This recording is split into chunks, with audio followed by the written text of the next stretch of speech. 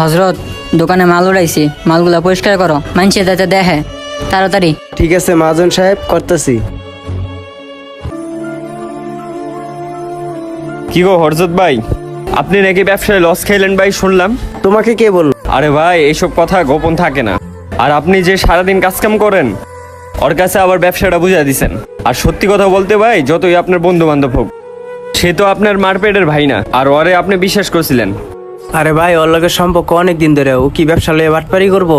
এরকম সম্পর্ক ভাই আমি বহুত দেখছি, একজনের লেগে একজন জান দিয়া দেয় আর টাকার কাছে সবাই হার মানে। মেহেদি কি কও? ওর লগে ব্যবসাটা কি আমি খালাস করে দিমু? একটা সাইড ব্যবসা আছিল, ওখান থেকে টাকা আইতো, এখান থেকেও টাকা আইতো। আপনারা তো বলি নাই ব্যবসা আপনি বাদ দিয়া দেন।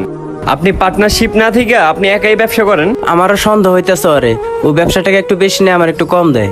আমি শিওর 100% ওই আপনার সাথে বাটপারি করতেছে। ওর সাথে ব্যবসা বাণিজ্য বাদ দিয়া দেন। কি ব্যাপার মেহেদি, তুমি কবে আসছো? ওর সাথে যে অনেকক্ষণ ধরে কথা বলতেছো। ভাই আমি তো গতকাল কাটছি। কোন বাসায় রুম নিছো? রাসেল ভাইগো বাসায়। রাত্রে কথা বলতে পারলা না? কাজের সময় ওকে ডিস্টার্ব করতেছো। এখন তুমি বাসায় যাওগা, রাত্রে ওর ফ্রি টাইম হলে ওর সাথে কথা বইলো। অনেক নতুন মাল আনছি, এগুলো বিক্রি করতে হবে, এখন তুমি যাওগা। তাহলে আমি যাইগা। এবারটা দাঁড়া, কি হয়েছে ভাই? কি সমস্যা আপনার? কি সমস্যা মানে? তুমি না কাজে মন দিতেছো না, ওর সাথে কথা বলতেছো, নতুন মাল আনছি না। আরে ভাই, কি সমস্যা আপনার? কাজ তো করবো হাত দিয়া, মুখ দিয়া তো না। কাজ তো সব একাই আমি করব। দেখো হজরত, আমার কথায় তুমি রাগ করো না। তুমি বাসায় গিয়া কথা বলে এখন কাজ করো, কাজে মন দাও। ভাইয়া তুমি বাসায় যাওগা। বুঝলাম না ভাই, আপনি আজকে আমার সাথে এমন করতেছেন কি লিগা?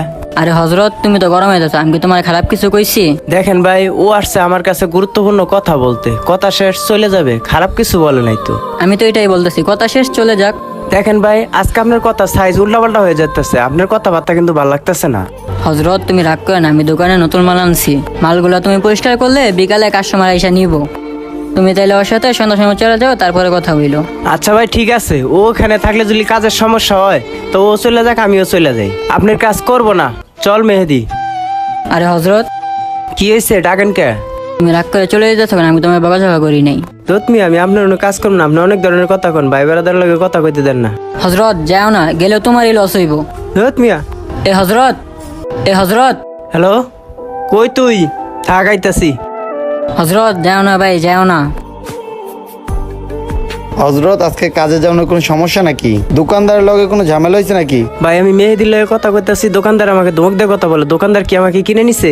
আরে হজরত, তুমি কি পাগল হয়ে গেছো? তুমি এখানে গেছো কাজ করতে, কাজ করলে আবার ভাই বিরাদের লগে কি গল্প করো এখানে? এটা কোনো কথা ভাই? অনেকদিন পরে মেহেদি ঢাকায় আছে, ওর সাথে একটু কথা বলতে পারি না? দূর মেয়ে, তুমি আসলে একটা পণ্ডিত, তোমার বেতন দেওয়া রাখতে দোকানদারের কাজ করার জন্য, ভাই বিরাদের লগে গল্প করার জন্য না। বাসায় যা গল্প করতে পারলা না? ভাই দেখেন, লোকটা অনেক খারাপ, আমার লগে চিল্লাপাল্লা করে, আমার লগে কাজ করবো।